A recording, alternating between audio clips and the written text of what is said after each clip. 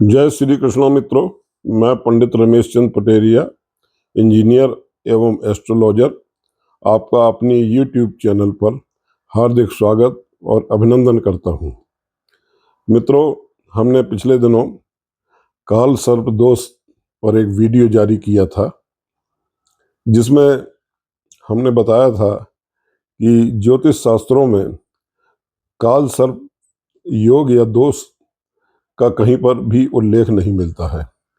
हमारे ऋषियों ने, मुनियों ने और जो हमारे शास्त्र लिखने वाले हैं, होरा पारासर जी ने, मतलब कहीं भी या शास्त्रों में काल सर्प योग या दोष के बारे में कहीं कोई जिक्र नहीं किया। और मैंने आपको ये भी बताया था कि ये योग या दोष 50-60 वर्षों से जो है ये इजाद हुआ है और ये चलन में आया है। इस दोष और योग को जो है क्या नाम, लोग अपनी कुंडली में जानकर बहुत ही घबरा जाते हैं, बहुत ही डर जाते हैं कि अब जीवन में पता नहीं क्या होने वाला है। तो मित्रों, मैंने अपनी पिछले वीडियो में इस काल सर्प दोष के बारे में कुछ, मतलब ये कहाँ कहाँ खंडित होता है, कैसे खंडित हो जाता है कुंडली में, उसके बारे में मैंने कुछ सिद्धांत और सूत्र आपको बताए थे। आज मैं कुछ और उदाहरण कुंडलियों से भी मैंने बताया था, और आज और मैं कुछ उदाहरण कुंडलियों से कुछ योगों के बारे में बताऊंगा कि अगर ये योग जो है कुंडली में बनते हैं और काल सर्प दोष या योग भी बना हुआ है, तो ये जो योग बनते हैं ये बहुत ही शुभ ग्रहों से और शुभ योग कहलाते हैं। तो जातक के जीवन में इन शुभ योगों के प्रभाव से काल सर्प दोष का कोई प्रभाव नहीं पड़ता है, ऐसा खास करके देखा गया है। और हमें तो ये लगता है कि हमारे ऋषियों मुनियों ने चूंकि इतने राजयोग और इतने योग जो है दे दिए हैं ज्योतिष शास्त्र में, कि उनके वजह से इस मेलाफाइड ग्रहों के दोष को उन्होंने कहीं जिक्र नहीं किया। इसका जो है क्या नाम, जैसे कि इसके बारे में कहते हैं कि राहु और केतु की परिधि में यदि सातों ग्रह जो हैं आ जाते हैं, उनके कब्जे में, उनके नियंत्रण में सातों ग्रह आ जाते हैं, कुंडली के 5 भाव खाली पड़े रहते हैं, तो जो है ये काल सर्प दोष बनता है। और इसके बारे में आज के ज्योतिषी जो है कई तरह की पूजाएं कराते हैं, और जो है काफ़ी धन व्यय भी होता है। एक तो वैसे ही लोग जो हैं धन की वजह से परेशान हैं या अपने कामों से परेशान हैं, कामों को लेकर, रोजगार को लेकर, परिवार को लेकर, बीमारी को लेकर, और उस पर भी जो है इस दोष के निवारण के लिए उनका काफ़ी अच्छी मात्रा में, बहुतायत में यदि धन व्यय हो जाए, तो ये एक बड़ा ही जो है सोचनीय विषय है। तो मित्रों, आज हम आपको कुंडली के माध्यम से ही कुछ राजयोगों के बारे में बताना चाहेंगे। वैसे तो इतने सारे राजयोग हैं, और ज्योतिष शास्त्र में कि कम से कम सैकड़ों राजयोग हैं, किंतु जो है इधर हम खास खास करके कुछ जो है योग लेकर के आपके सामने आए हैं। तो मित्रों, जो है क्या नाम, आज की यात्रा शुरू करते हैं। ये आप हमारा ये साइन बोर्ड देख रहे होंगे, ये जो है मेष लग्न की कुंडली है, और इसमें जो है चंद्रमा लग्न में बैठा हुआ है, और शनि दूसरे भाव में है, और तीसरे भाव में गुरु बृहस्पति है, चतुर्थ भाव में जो है राहु है, और इसके बाद दसम भाव में केतु है, जस्ट उनके अपोजिट, और इसके बाद 11वें भाव में, लाभ भाव में शुक्र बैठे हुए हैं, और 12वें भाव में सूर्य और बुध की युति है। तो मित्रों, जो है राहु और केतु, ये आप देखेंगे कि ये जो है राहु चतुर्थ भाव में बैठे हैं और केतु दसम भाव में बैठे हुए हैं, और बाकी जो 7 ग्रह हैं वो राहु से आगे, राहु चूंकि उल्टा चलता है, क्लॉकवाइज चलता है, तो राहु जब इधर को जाएगा और ये ग्रह सब इधर को आएंगे, तो ये राहु के कब्जे में ये ग्रह आते जाएंगे। मतलब ये जो है इसने अपने अधीन इन ग्रहों को कर रखा है। तो मित्रों, जैसे ये जो है मेष लग्न की कुंडली है, इसमें हम देखें तो एक जो है योग होता है राशि परिवर्तन योग। यदि कोई भाव की राशि किसी दूसरे भाव से कोई भाव की राशि में का जो स्वामी है वो अगर दूसरे भाव की राशि में बैठ जाए, किसी दूसरे अन्य भाव की राशि में, और उस भाव का स्वामी जो है उस राशि में बैठ जाए जिस राशि का वो स्वामी है, वो ग्रह, तो जो है ये इस योग को राशि परिवर्तन योग कहते हैं। तो जैसे कि मैं आपको इसमें आप देख रहे होंगे कि ये हमारा दूसरा भाव धन भाव कहलाता है। तो धन भाव में शनि देव बैठे हुए हैं, 2 नंबर राशि लिखी हुई है, और 2 नंबर राशि के जो स्वामी बनते हैं, यानी वृषभ के जो स्वामी बनते हैं, वो शुक्रदेव बनते हैं। और शुक्रदेव जो है ये 11वें भाव में बैठे हुए हैं, 11 नंबर राशि में। 11 नंबर राशि के स्वामी शनि है। तो शनि इस भाव के स्वामी होते हुए दूसरे भाव में आ गए हैं, और शुक्र धन भाव के स्वामी होते हुए लाभ भाव में पहुंच गए हैं। तो मतलब यानी कहने का मतलब ये कि लाभेश धन भाव में आ गया है और धनेश जो है लाभ भाव में आ गया है। तो इस योग के बनने से जातक को जो है अच्छी धन संपदा जीवन में प्राप्त होगी, उसको कभी भी जीवन में धन की कमी नहीं रहेगी।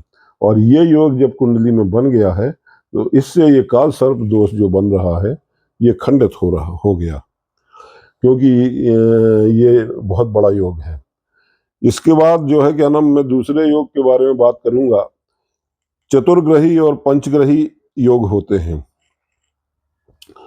मतलब एक भाव में अगर जो है 4 ग्रह या 5 ग्रह एक साथ बैठ जाएं, और अगर वो ग्रह अगर शुभ ग्रह बैठ जाएं, तो वो बहुत जातक को बहुत उसके जीवन में शुभता देते हैं, और अगर अशुभ ग्रह बैठ जाएं तो उसके जीवन में अशुभता आएगी। हाँ, ये बात अलग है कि कुछ शुभ ग्रह हो कुछ अशुभ ग्रह हो, तो उसको फिर थोड़ा सा विश्लेषण करके हम लोग देखते हैं कि कितना जो है शुभ होगा या कितना अशुभ होगा या मिला जुला परिणाम होगा। तो मित्रों, जैसे मान लीजिए यही कुंडली को आप ले लें, तो इस कुंडली को मान लीजिए ये दूसरा भाव है, इसमें गुरु और मंगल लिखे हुए हैं, और इसी में यदि मान लीजिए शनि आ जाए, शनि हो, और मान लीजिए चंद्र भी हो, ये जो है सूर्य इधर आ जाए, पहले भाव में आ जाए, और ये 3 ही ग्रह रखते हैं, क्योंकि काल सर्प दोष में कोई खाना खाली नहीं छोड़ना चाहिए, वरना वो तभी खंडित हो जाएगा। यहाँ चंद्र आ गए, मान लीजिए यहाँ चंद्र है। तो अब ये जो तृतीय भाव है, उस भाव में 3 ग्रह बैठ गए हैं, और भी एक ग्रह बैठ सकता है। मतलब जो है मान लीजिए चंद्रमा ही यहीं आ जाए, चंद्रमा इस भाव में आ जाए, ये खाली पड़ा रहे भाव, तो वैसे भी खाली पड़ा है भाव तो भी खंडित हो रहा है। और जब ये चतुर्ग्रही योग बन गया, तो चतुर्ग्रही योग बनने से पंचग्रही भी बन सकता है, 5 ग्रह बैठ जाएं। तो इस तरह से योग बनने से इसमें देखिए गुरु शनि और चंद्र, गुरु और चंद्र जो है शुभ ग्रह हैं, शनि क्रूर ग्रह हैं और मंगल क्रूर ग्रह हैं। तो इस तरह से ये योग हम देखते हैं।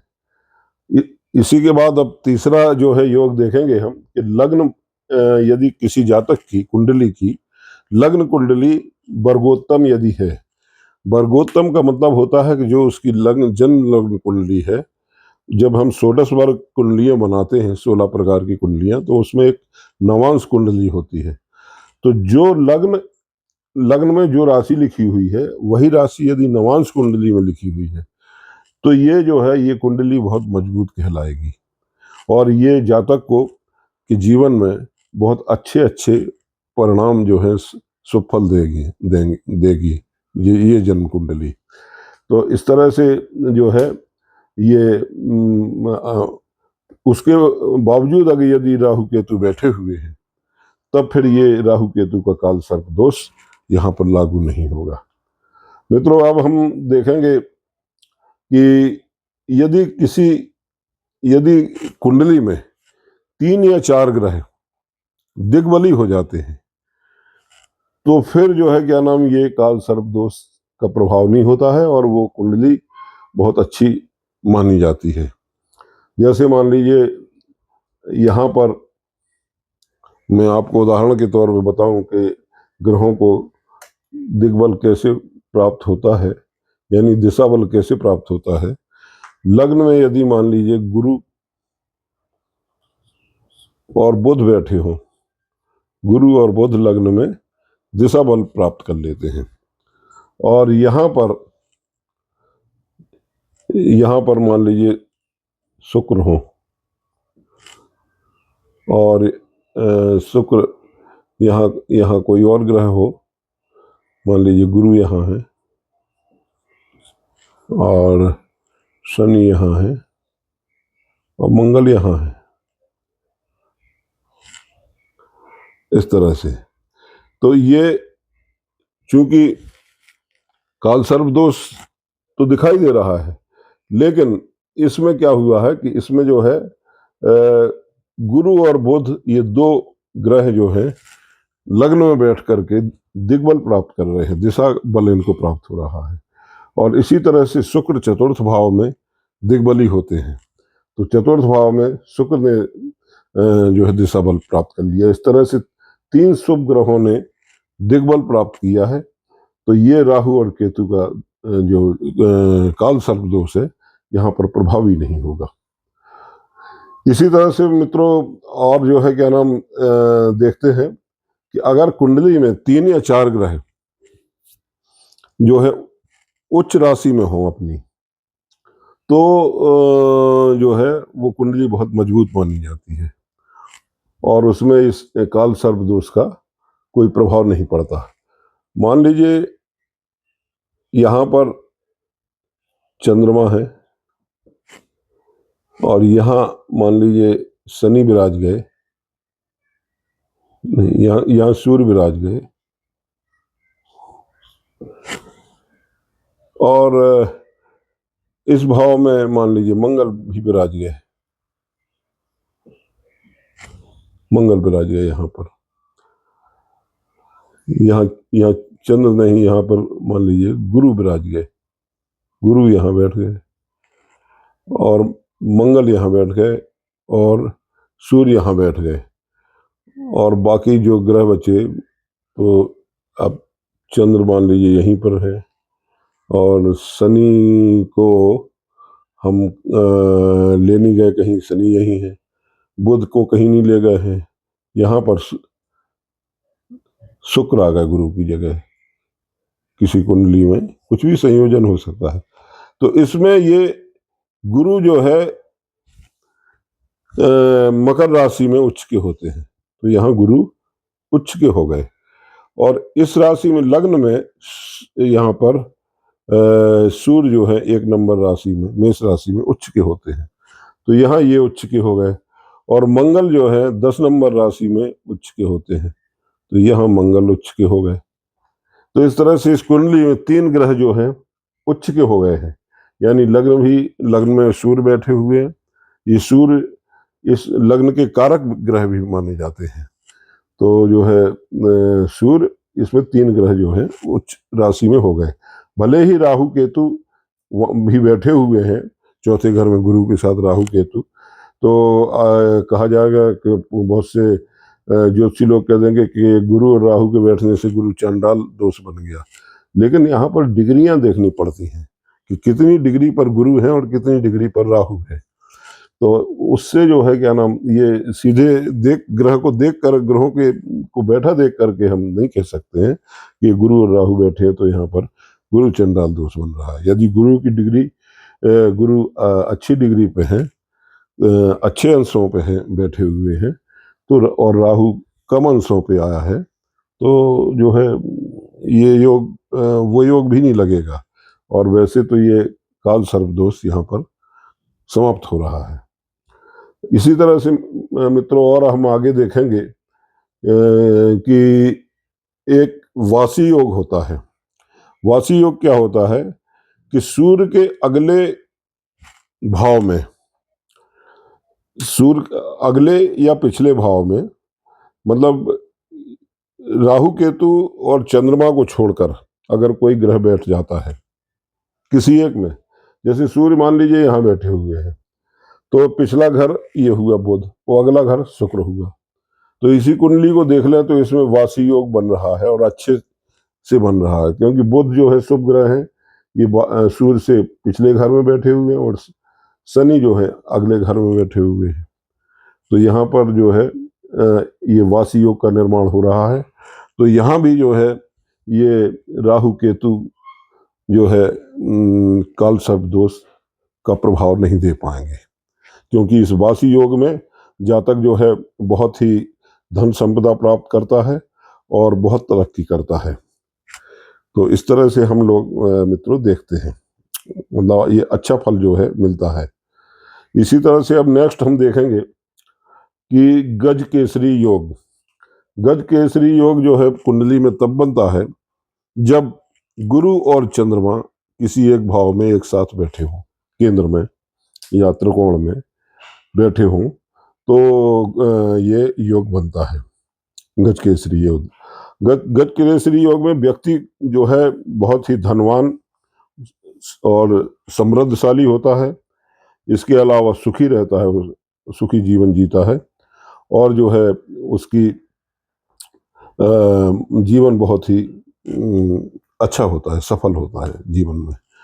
तो मान लीजिए ये किसी भाव में ये गुरु है, चंद्र है, यहीं पर गुरु बैठ गए, तो ये यहाँ पर गज केसरी योग बन गया गुरु के द्वारा। तो ये यहाँ पर ये भी जो है ये राहु केतु का जो काल सर्प दोष है वो खंडित हो जाएगा। इसी तरह से मित्रों एक लग्नाधिपति योग बनता है, लग्नाधि योग बनता है। उसमें क्या है कि लग्न के दोनों ओर यदि जो है राहु दोनों ओर जो है शुभ ग्रह बैठे हुए हों और राहु केतु को छोड़ करके, तो लग्नाधि योग बनता है। और लग्नाधि योग बहुत ही महत्वपूर्ण योग है और बड़ा ही अच्छा योग है। इसमें जो है व्यक्ति जो है जीवन में स्वस्थ जीवन जीता है, और जो है उसकी बहुत ही उसका प्रभाव कई मान सम्मान भी प्राप्त करता है और धनी भी होता है। तो ये मैंने जो बताया कि जैसे गज केसरी योग यहाँ पर बना हुआ है, तो ये जातक बहुत ही धनवान होगा, सुख समृद्धि प्राप्त करेगा और अच्छी शिक्षा भी प्राप्त करेगा, और इसके अतिरिक्त जो है क्या नाम इसकी आयु लंबी होगी। तो अब यहाँ पर राहु केतु का जो बना हुआ है काल सर्प दोष, वो यहाँ पर लागू नहीं होता है। इसी तरह से मित्रों अगला योग हम देखेंगे कि लाभेश की चंद्र पर दृष्टि। लाभेश ये मान लीजिए लाभ लाभ भाव में मान लीजिए यहाँ पर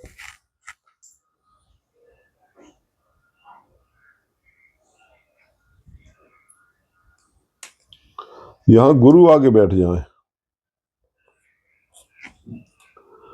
और ये चंद्रमा यहाँ बैठे हुए हैं,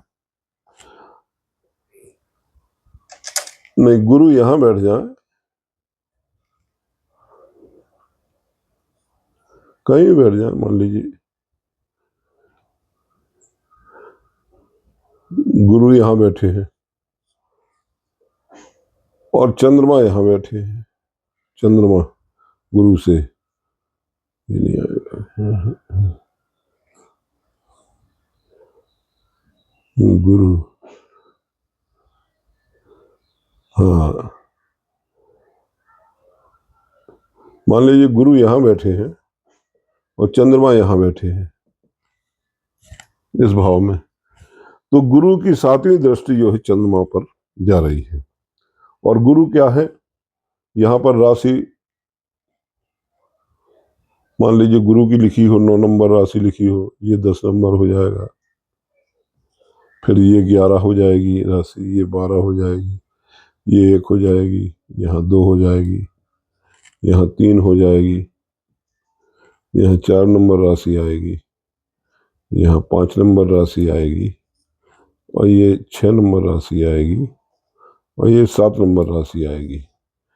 तो अब जो है गुरु लाभेश होकर के, यानी ये यदि लाभ भाव का स्वामी जो है गुरु की जो है कोई भी दृष्टि जो है यदि किसी शुभ ग्रह पर पड़ती है तो ये एक अच्छा योग देता है। मतलब चंद्रमा, चूंकि गुरु जो है लाभ भाव के स्वामी होकर के और 10वें भाव में बैठे हुए हैं और चंद्रमा पर दृष्टि डाल रहे हैं, तो ऐसे जातक को 4थे भाव से देखा जाएगा तो उसे घर का सुख, भूमि भवन और वाहन आदि का सुख प्राप्त होगा। और ये राहु केतु की जो एक्सिस है, जो काल सर्प दोष बना रही है, वो यहाँ पर खंडित हो जाती है। इसी तरह से मित्रों हम जानेंगे महालक्ष्मी योग बनता है। महालक्ष्मी योग मंगल और चंद्रमा की युति से महालक्ष्मी योग बनता है। महालक्ष्मी योग में जातक काफी धनवान होता है, उसको अचानक जो है धन की प्राप्ति होती है और उसके पास धन समृद्धि अच्छी होती है, संपत्ति अच्छी होती है और वो अच्छा जीवन व्यतीत करता है। तो चंद्र और मंगल का योग भी बहुत ही वो है। मान लीजिए चंद्रमा यहाँ बैठे हुए हैं और मंगल भी बैठे हैं साथ में। यहां से मंगल को हम हटा देते हैं।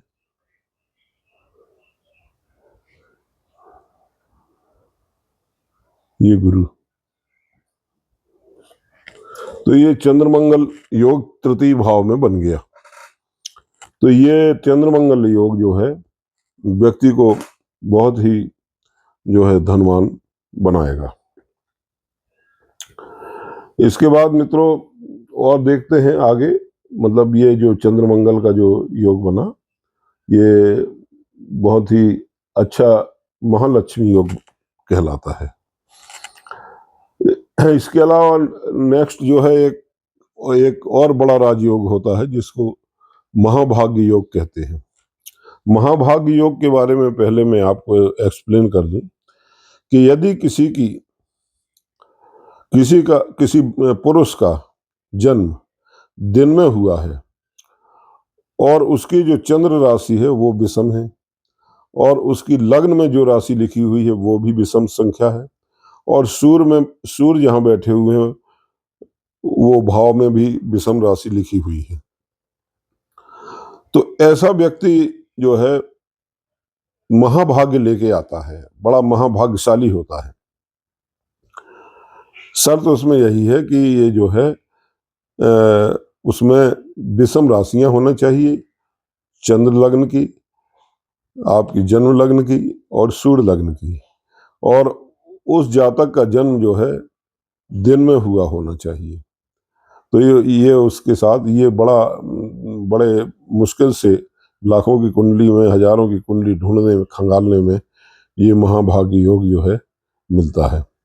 इसी तरह से स्त्रियों के लिए यदि जो है चंद्रमा सम राशि में बैठा हुआ है और सूर्य भी सम राशि में बैठा हुआ है और उसकी लग्न की राशि भी जो है सम है।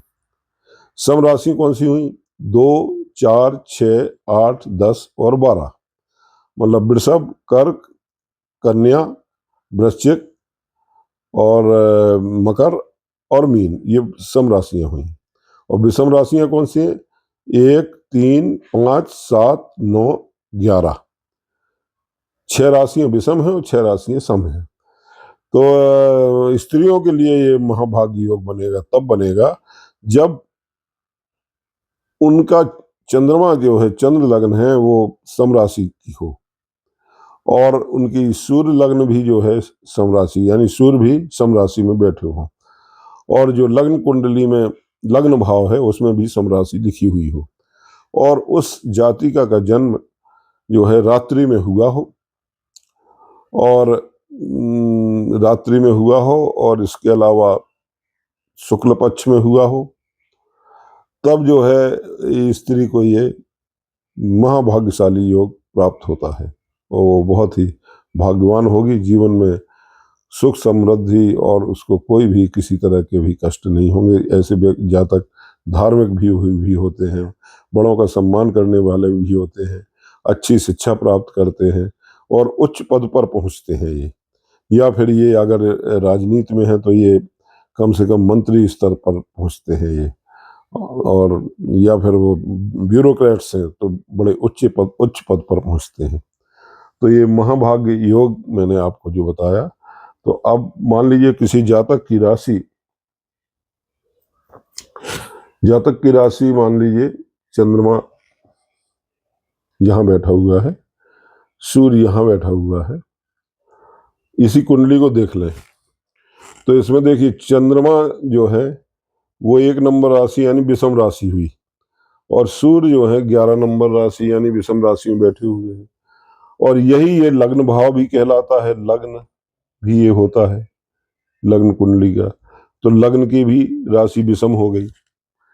इस तरह से मित्रों ये जो है क्या नाम विषम राशियां इसमें हो गई।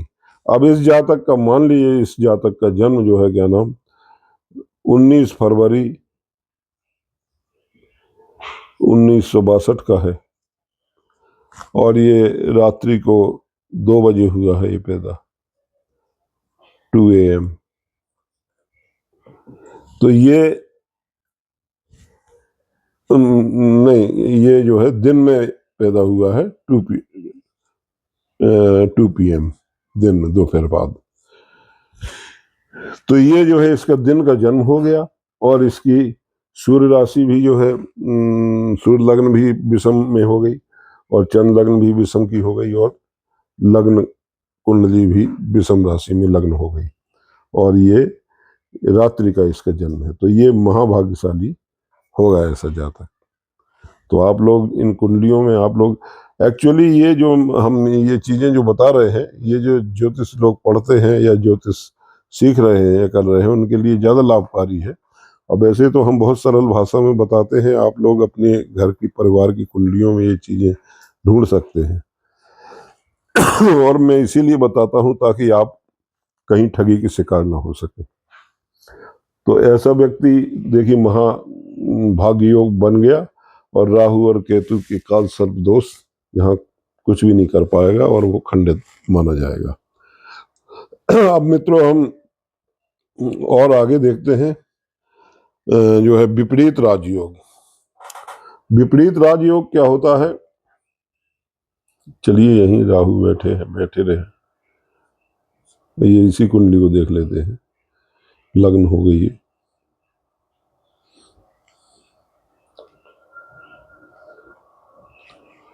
तो विपरीत राजयोग क्या है?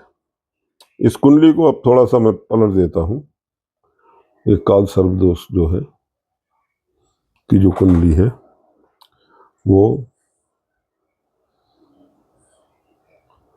वो मैं कर देता हूं यहां पर राहु,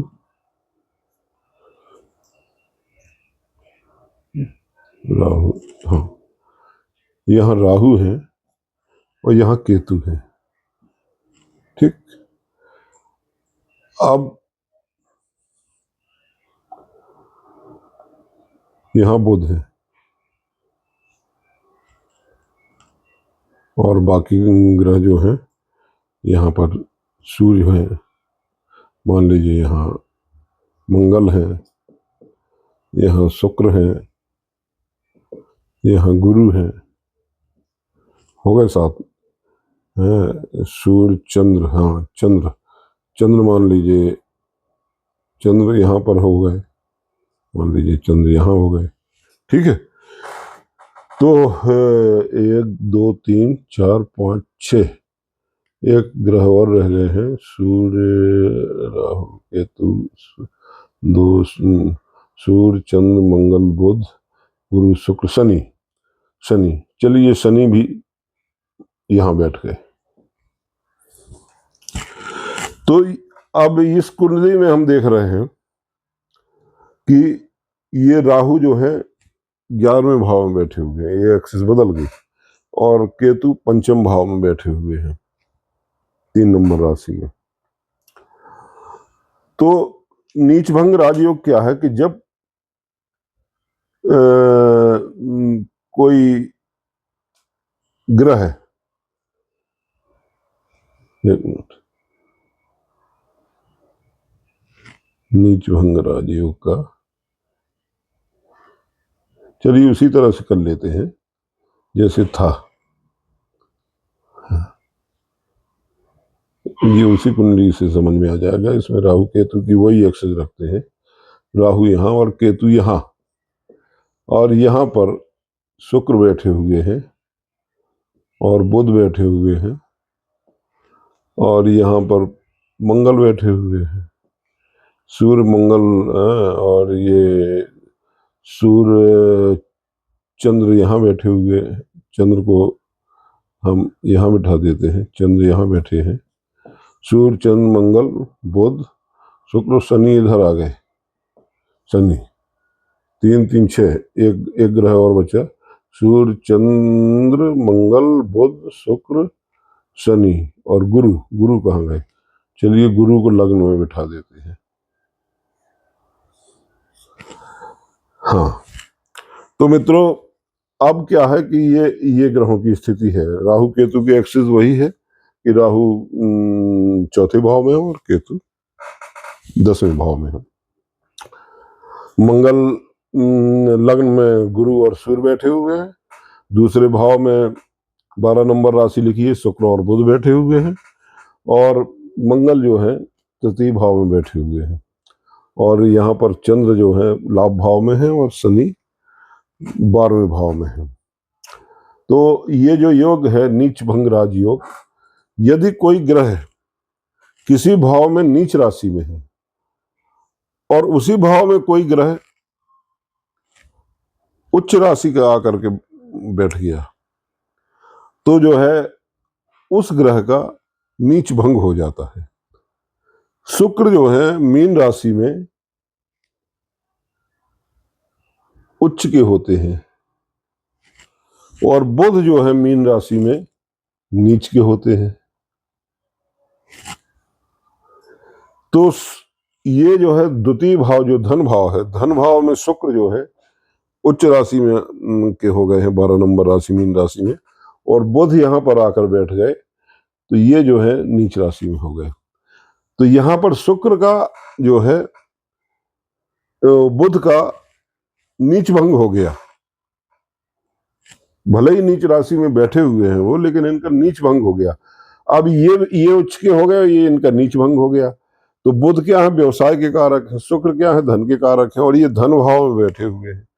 तो ये जातक को अपार धन संपदा जो है क्या नाम प्राप्त होगी इस योग के बनने से। और यहाँ पर राहु और केतु के काल सर्प दोष स्वतः खंडित हो जाएगा, खंडित हो जाता है। अब मित्रों और आगे चलते हैं। एक और होता है जिसको बोलते हैं विपरीत राजयोग। तो विपरीत राजयोग कैसे होगा मैं आपको समझाता हूं। विपरीत राजयोग जब, पहले मैं अब फिर से वही कर रहा हूं, यहां पर राहु लिख देता हूं, यहां राहु बैठे हुए हैं, और तो यहां केतु आएंगे, और ये 6 नंबर राशि है, बुध मान लीजिए यहां आ गए, और ये 6 3 4 5 यहाँ पर सूर्य है, और यहाँ पर बुध है, और यहाँ चंद्रमा भी है, और यहाँ पर एक कोई हो गए शुक्र हो गए, और यहाँ पर ये भाव है 6 के बाद 7वां आएगा, ये 5 6 7, और ये 1 2 3 4 5, तो यहाँ 12 नंबर आएगी लग्न, 12, यहाँ 11 आएगा, और यहाँ आएगा 10, यहाँ आएगा 9, 12 नहीं, 12 है तो यहाँ पर 11 आएगी, ये 11 और ये 10 ठीक थी, ये 10 रहेगी, और ये रहेगी 9 नंबर राशि धनु राशि, ये 9 नंबर के बाद 11 12, 1 2 3 4 5 6, ये 7, ये आएगी 8, और ये होगी 9, और ये 10 नंबर राशि। अब ये राहु केतु की एक्सिस है, सूर्य चंद्र और ये मंगल, सूर्य चंद्र मंगल बुध गुरु, गुरु चलिए यहीं गुरु बैठ गए, और ये तो राहु के हो गए ना, यहाँ शनि बैठ गए, ठीक। इस तरह से कंप्लीट हो गए, 7 ग्रह हैं, और ये राहु केतु की एक्सिस में है, मतलब राहु यहाँ से चल रहे हैं इधर को, और ये ग्रह इधर को जा रहे हैं। तो ये काल सर्प दोष हर कोई बता देगा कि काल सर्प दोष बना है, लेकिन यहां पर एक परिवर्तन योग लागू हो रहा है ग्रहों का, मतलब जिसको हमने बताया कि परिवर्तित योग, यानी नीच भंग राजयोग बताया, इसके अलावा जो है वो परिवर्तन योग बन रहा है, परिवर्तन विपरीत राजयोग, सॉरी विपरीत राजयोग बन रहा है। तो विपरीत राजयोग कब बनता है? जब 6ठे 8वें और 12वें भाव के स्वामी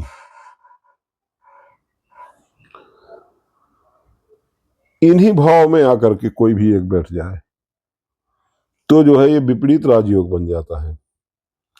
तो 6 नंबर, इधर 4 नंबर राशि लिखी हुई 6वें घर में, इसके चंद्रमा हुए, चंद्रमा तो यहाँ बैठे 7वें भाव में, इनमें लागू नहीं होगा। 6 नंबर राशि है, ये बुध की राशि है कन्या, इसके स्वामी बुध है, तो ये जो है बुध 6ठे भाव में बैठ गए। 10 नंबर में कोई राशि नहीं लिखी हुई है, उसके स्वामी शनि है, हालांकि शनि यहाँ बैठे हुए 8वें भाव में, यहाँ वो नियम लागू नहीं होता। 6ठे 8वें और 11वें भावों के स्वामी यदि इन्हीं भाव में बैठ जाते हैं, तो ऐसा जो है शास्त्रों में लिखा गया है कि विपरीत राजयोग उस जातक की जिंदगी में बनता है, और वो जातक जो है कड़े संघर्ष करने के बाद बहुत बड़ी उच्च श्रेणी की सफलता प्राप्त करता है। तो यहां पर देखिए विपरीत राजयोग बना हुआ है। तो एक ये भी हो गया आपका। अब इसके बाद एक होता है कहल योग। कहल योग क्या है? कहल योग में जो है लग्नेश का जो लग्नेश है, अगर लग्नेश जहां बैठा हुआ है तो उस ग्रह का स्वामी जो है वो अगर उच्च का हो जाता है, उच्च राशि में हो जाता है, यानी कि मान लीजिए 11 नंबर राशि है, 11 नंबर राशि के लग्न में 11 नंबर राशि लिखी हुई है, तो लग्नेश हो गए शनि, और शनि बैठे हैं मंगल की राशि में। शनि ये मंगल की राशि में बैठे हुए हैं, 7 8 9 10, इधर नहीं आएगा मंगल, ये चेंज करते हैं,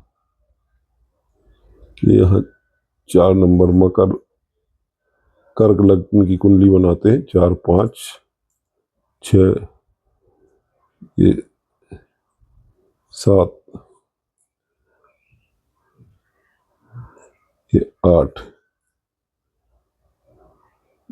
ये 9, ये हो जाएगी यहाँ, समझा देते भी 10, 7, 8, और ये हो जाएगी 11, ये आ जाएगी 12, ये आ जाएगी 1, ये होगी 2 नंबर राशि, और ये 3। इस तरह हमारी कुंडली ये कंप्लीट हो गई। ये मतलब कर्क लग्न की कुंडली है। अब लग्न में 4 नंबर राशि लिखी हुई है। 4 नंबर राशि के जो स्वामी हुए वो चंद्रमा हुए। तो चंद्रमा, मान लीजिए चंद्रमा जो है 4 नंबर राशि के स्वामी हुए चंद्रमा। तो चंद्रमा बैठे, मान लीजिए चंद्रमा बैठे हुए हैं यहां 1 नंबर राशि में, और 1 नंबर राशि मेष राशि है, उसके स्वामी हुए मंगल। मंगल देव सप्तम भाव में बैठ गए। ठीक, और ये हमने बना दिया, मान लीजिए यहीं से राहु है और यहाँ केतु है, तो चंद्र मंगल, यहाँ सूर्य है और बुध है, यहाँ गुरु है, यहाँ शनि है, एक और रह गए शुक्र देव, मान लीजिए शुक्र यहीं हो गए, मान लीजिए शुक्र यहाँ बैठ गए। इस तरह से कंप्लीट हो गया चार्ट। तो अब इसमें क्या होगा कि लग्न के स्वामी यानी लग्नेश जहां बैठे हुए हैं, उस जिस भाव में बैठे हैं उस भाव में जो राशि लिखी है उस राशि के स्वामी यदि कुंडली में केंद्र भाव में उच्च के होकर बैठ जाते हैं, उच्च राशि में, तो क्या है कि 4 नंबर राशि कर्क है, कर्क के स्वामी है चंद्रमा, और चंद्रमा बैठे हैं 1 नंबर राशि में। 1 नंबर राशि मतलब मेष, और मेष के जो स्वामी है वो है मंगल। मंगल बैठ गए हैं 10 नंबर राशि में, सप्तम भाव में। सप्तम भाव केंद्र का भाव है। केंद्र के भाव ये होते हैं 1, 2, 3 और ये 4, यानी पहला, चौथा, 7वां और 10वां। तो ये मंगल यहाँ 10 नंबर राशि, और 10 नंबर राशि मकर राशि में मंगल उच्च के हो जाते हैं। तो यहां पर ये जो है योग बन गया। कौन सा योग? काल योग, जो मैंने बताया था। तो इस तरह से जो है ये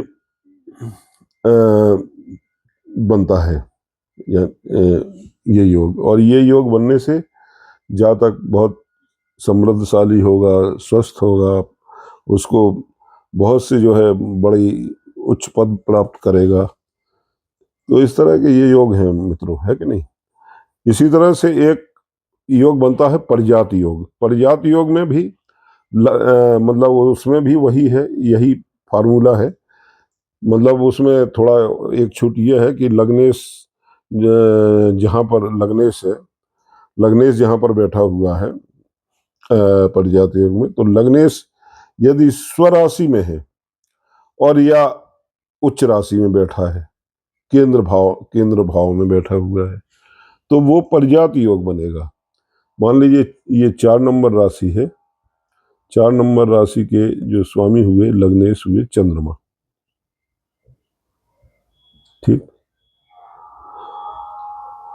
अब इस कुंडली को थोड़ा सा मैं घुमा देता हूं। ना भी घुमा तो भी चलेगा। मतलब चंद्रमा मान लीजिए यहाँ बैठ गए, ये 2 नंबर राशि है, चंद्रमा यहीं बैठ गए। ठीक है, यहाँ से चंद्रमा चले गए, चंद्रमा यहाँ गुरु आ गए, यहाँ शनि हो गए। गुरु तो यहाँ है, गुरु और शनि है। ठीक है, और सूर्य चंद्र यहाँ मंगल थे, मंगल हो गए। ठीक, तो लग्नेश जो है, लग्नेश कौन हुए? चंद्रमा। तो लग्नेश यदि स्वराशि में बैठ जाए, यानी स्वराशि उनकी स्वयं की राशि हुई 4 नंबर ही, या तो वो लग्न में बैठे होते और या जो है वो अपनी उच्च राशि में बैठे हो, तो ये 2 नंबर राशि जो वृषभ होती है वो चंद्रमा वृषभ राशि में उच्च के हो जाते हैं। तो ये यहाँ बैठे हुए हैं चंद्रमा। यहाँ बिठाने से फायदा नहीं चंद्र को ना, क्योंकि ये हमने एक्सेस राहु केतु की एक्सेस, हमको तो ये सिद्ध करना है कि भाई राहु केतु कहाँ पर फेल हो रहे हैं, ये काल सर्प दोष कहाँ फेल हो रहा है। तो ये यहाँ काल सर्प दोष का प्रभाव नगण्य होगा, समाप्त होगा। इसी तरह से मित्रों एक और योग बनता है, उसको बोलते हैं पंच महापुरुष योग। पंच महापुरुष योग में 5 ग्रह हैं, उनमें गुरु, बुध, चंद्रमा, शनि और शुक्र, ये 5 ग्रह जो हैं अगर कुंडली के केंद्र भाव में स्वराशि में बैठ जाते हैं तो वो इनको अलग अलग नाम दिए गए हैं कि कौन सा योग बनेगा। मान लीजिए इसी कुंडली को देख लें तो मंगल जो है 10 नंबर राशि में बैठ गए हैं, उच्च की राशि में बैठ गए हैं। या हम आपको बता देते हैं कि इस कुंडली को दोबारा बनाते हैं। चलिए राहु के तो यहीं लिखे रहने देते हैं, और ये